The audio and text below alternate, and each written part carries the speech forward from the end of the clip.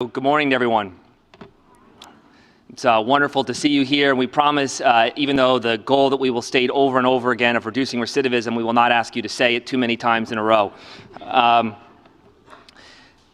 have the distinct pleasure of introducing the Secretary of the Department of Corrections in Pennsylvania, who is going to formally launch this conference. I think many of you will agree with me that one of the toughest jobs in state government is running the State Department of Corrections. When you meet a secretary or commissioner of corrections, they often talk about their tenure in terms of months, not years. In fact, they will also tell you that when they are in the news, it's not necessarily something they congratulate each other on. When departments of corrections are in the news, it's something that's often causing wincing, not celebration. The man I'm about to introduce, Secretary Wetzel, has been in the news in Pennsylvania, and for truly extraordinary and very exciting reasons. Years after year, the Department of Corrections has seen its prison population grow, new prisons constructed, and it was on Secretary Wetzel's watch for the first time in decades that the prison population not only slowed, but actually started to decline. Not only that, but the prison population saw historic reductions in recidivism statewide that the state had not witnessed again in its history. None of us were surprised when there was a change in administration, when one of the first calls the new governor made was to retain Secretary Wetzel as the Department of Corrections Secretary. I can tell you, while there was a lot of excitement and relief in the state of Pennsylvania, there was disappointment in governors' offices around the country who were eager to recruit them to their state. We are so thrilled that he is the vice chair of our board of directors, and I'm so excited he's going to be launching this conference. And I'm also particularly excited because I'm not going to follow him speaking, because those of you who have seen him speak know that it is a very, very tough act to follow. Please join me in welcoming Secretary John Wetzel.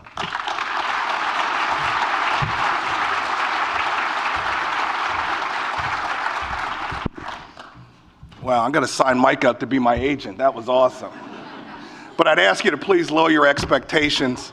That was a little too nice. But first of all, good morning, everyone, and welcome to this Second Chance Act conference. What an honor it is for me to be able, on behalf of the board, to welcome you all here.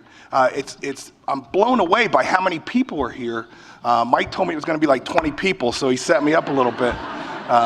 More like 2,000 people here. But I really am blown away, and I really go back to 5 years ago when I was back down here as a new Secretary of Corrections, and as Mike said, our field turns over quickly, so now I'm a grizzled old veteran 5 years later. But 5 years ago, when every Director of Corrections was right down here in DC, and that really signaled to me a big shift in the force, right? Because at that conference, the Directors of Corrections did something that we hadn't done before. And that was take ownership of the outcomes of individuals who come through our system. Today, it sounds like, of course, you should take ownership. That wasn't the case 5 years ago.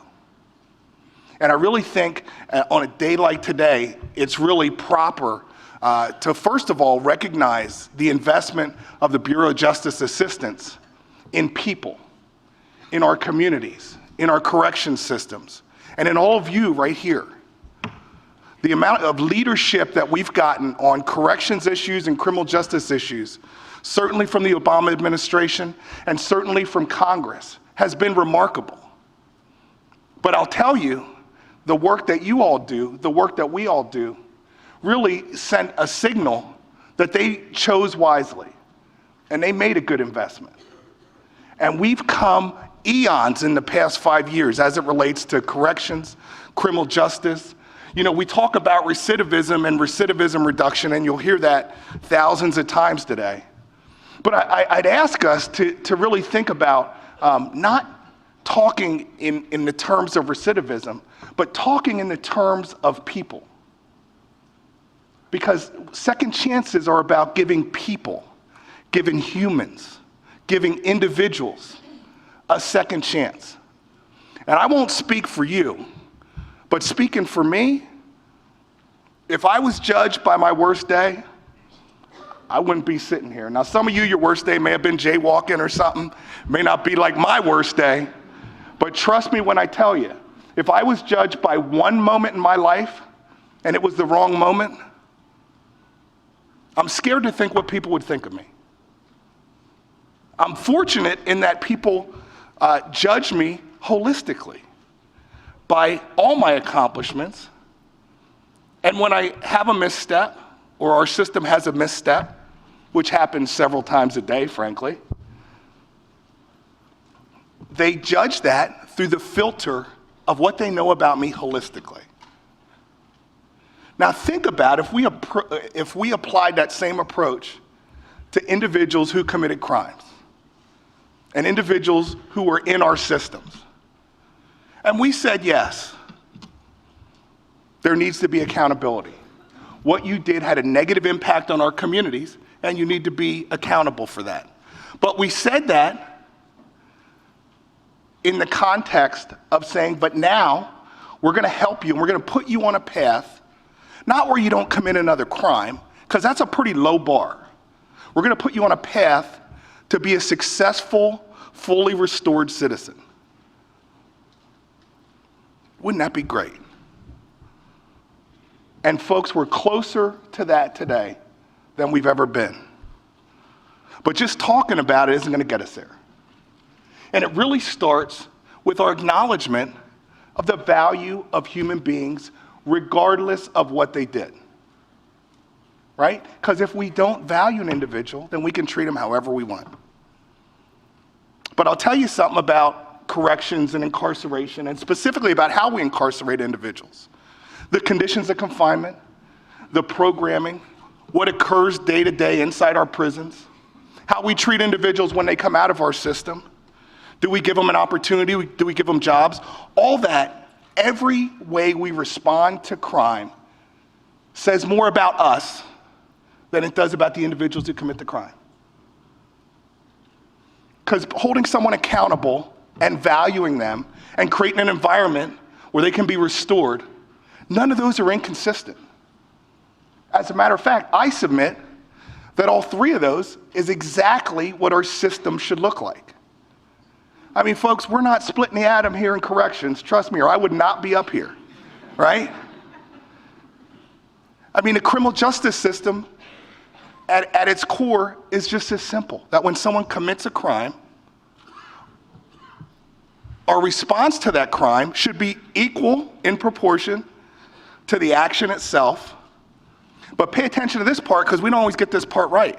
But it should put the individual on a path to achieve the goal that we all want, and that's that they come out of the back of our system less likely to commit a crime than they came in the front end of the system. And that's not a foreign concept if you talk about going to the hospital because you're sick, because you expect to leave the hospital feeling better than you came in, right? Why are we dissimilar? And I would suggest to you that people have more of a stake in our ability to do what I just described, or at least as much as folks going in and out of a hospital. Because we really have an opportunity when somebody comes to us. And yes, we can talk about and we can argue, and in many cases, it's absolutely true that a response to crime has not been proportionate to the crime itself. As a matter of fact, it's been overused incarceration. We can talk about that, and we can talk about changing those policies on the front end. But the reality is, there is 2.3 million individuals who are in our care today. And 90% of them will come out. And I ask you, how do we want them to come out? And what can we do? Because we talk a lot about reentry, right? And certainly that's a term of art and it's a term we all use. But it's not a term I like particularly. Because the reality is, when we open our back door and somebody leaves, they've re-entered. We haven't done anything to forward our goal of restoring them. They've just re-entered. And the work you do is so much more than that. We're not just getting them a place to live, we're teaching them how to live. We're not just getting them a job, we're teaching them the value of employment, teaching them the value of providing for yourself, providing for your family. This is our responsibility. And when BJA, the administration, and Congress made this investment the Second Chance Act, justice reinvestment, other investments into states and local systems. What you all have done over the past 5 years is not just respect that investment, but you've doubled down. And you've taken that money and you've made it pay off. We have nearly 30 state systems and the Federal Bureau of Prisons who've had population reductions. And guess what, friends? The sky didn't fall. More than that, crime continues to go down. We've taken the investment. We've reflected government at its best. Because government at its best, first of all, works together. Federal, state, local, works together. But more importantly, works together in a smart manner towards a consistent goal. And that goal is to restore individuals, to give people a second chance. And we've taken that investment and we've reduced prison population, we've reduced the use of incarceration, we've improved outcomes, we've reduced crime. But the one thing we can't do is be satisfied, because we're not there yet.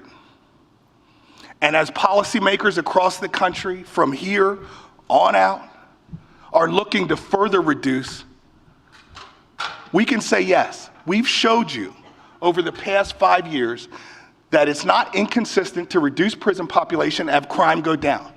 That we can create an environment that an individual re-enters our society and actually has the opportunity to be better, in spite of having a criminal record and the collateral consequences that come to that.